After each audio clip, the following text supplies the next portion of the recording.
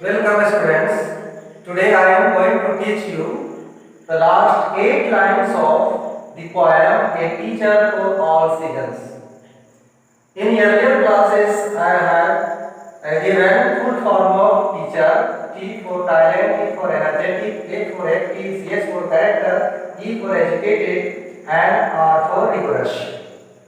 शिक्षक को प्रतिभावान होना चाहिए, शिक्षक को ऊर्जावान होना चाहिए, शिक्षक को क्रियाशील होना चाहिए, शिक्षक को चरित्रवान होना चाहिए, वेल एजुकेटेड होना चाहिए और सहनशीलता भी होनी चाहिए। जो समाज के लिए जितनी जरूरी चीजें हैं, समाज को टिका के रखने के लिए उतनी चीजें एक शिक्षक में होनी चाहिए, जो अपना पूरा ज्ञान देके बच्चों को भी उस समाज के योग्य बना सके। अब लास्ट जो 8 लाइन्स हैं उनके बारे में हम जानते हैं line by line. A teacher is like winter. हमने पिछले क्लास में कहा था कि कई ऋतुएं ऐसी हैं जिनके साथ टीचर की तुलना की गई है, और इस कविता में बहुत जगह पर आपको मिलेगा सिमली, जिसमें winter season, summer season, autumn, ये सारी ऋतुओं के साथ एक शिक्षक की तुलना की गई है। A teacher is like winter, ये जाड़े की ऋतु की तरह है शिक्षक। कैसे? जैसे जाड़े की ऋतु में सभी पशु पक्षी मनुष्य सभी अपना अपना बचाव करते हैं, ठीक उसी तरह से शिक्षक क्या करते हैं?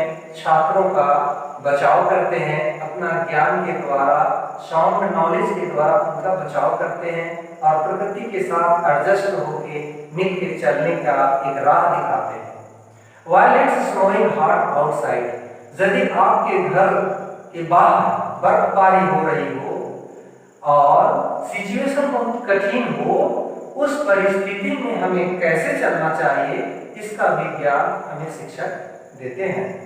कीपिंग स्टूडेंट्स कंफर्टेबल, ऐसी विकट परिस्थिति में भी शिक्षक छात्रों को एक आरामदायक सिचुएशन में लाते हैं, परिस्थिति पैदा करते हैं, ताकि किसी भी स्टूडेंट को सहज भाव से ज्ञान मिले, सहज भाव से समाज में सामंजस्य स्थापित करके जी सके। As a warm and helpful guide, शिक्षक क्या है? एक सहायक है, एक पथ प्रदर्शक है, वो रास्ता दिखाता है, उस राह में बच्चों को चलने का प्रेरणा देता है। उस रास्ते में चलने के वक्त जो कठिनाइयां आती हैं उसको कैसे फेस किया जाए, उन समस्याओं को फेस करने की शिक्षा एक शिक्षक देते हैं। Teacher you do all these things, ये जॉन फक्स जो पोएट है वो कहती है कि टीचर सब कुछ करते हैं जो जरूरी है बच्चों के लिए, बच्चों के जीवन के लिए और जीवन में विकसित होने के लिए, वो सारा कार्य एक शिक्षक बखूबी निभाते हैं।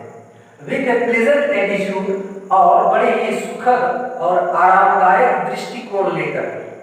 ऐसी नहीं कि कोई झुंझला के कह रहे हैं, ऐसे नहीं कि कोई दबाव से पढ़ा रहे हैं, ऐसा नहीं है, बल्कि उनका स्वभाव है शिक्षा देना बच्चों को। You are teacher for all seasons, ये एक अंतिम पंक्ति का अंतिम शब्द जो है ग्रेटिट्यूड, इसको आप पहले समझ लें। ग्रेटिट्यूड मतलब कृतज्ञता। जब कोई व्यक्ति आपके लिए कुछ करता है तो आप उसके प्रति कृतज्ञ हो जाते हैं।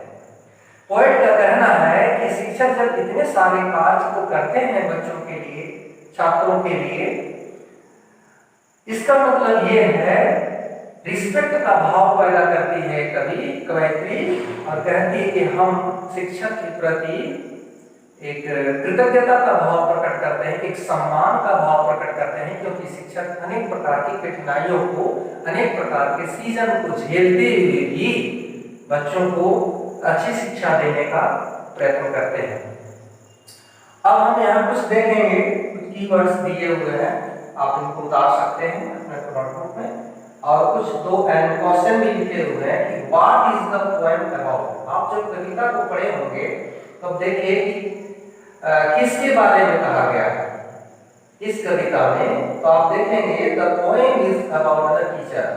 यह कविता टीचर के बारे में बताती है। नेक्स्ट क्वेश्चन है name the seasons mentioned in the poem. उन ऋतुओं के बारे में बताएं जो इस कविता में लिखी गई है। Spring, summer, autumn, winter seasons are mentioned in this poem. इस कविता में स्प्रिंग ऋतु, समर सीजन है, ऑटम है, विंटर है, इन ऋतुओं का वर्णन किया गया है। इस प्रकार ये कविता आज की समाप्त होती है।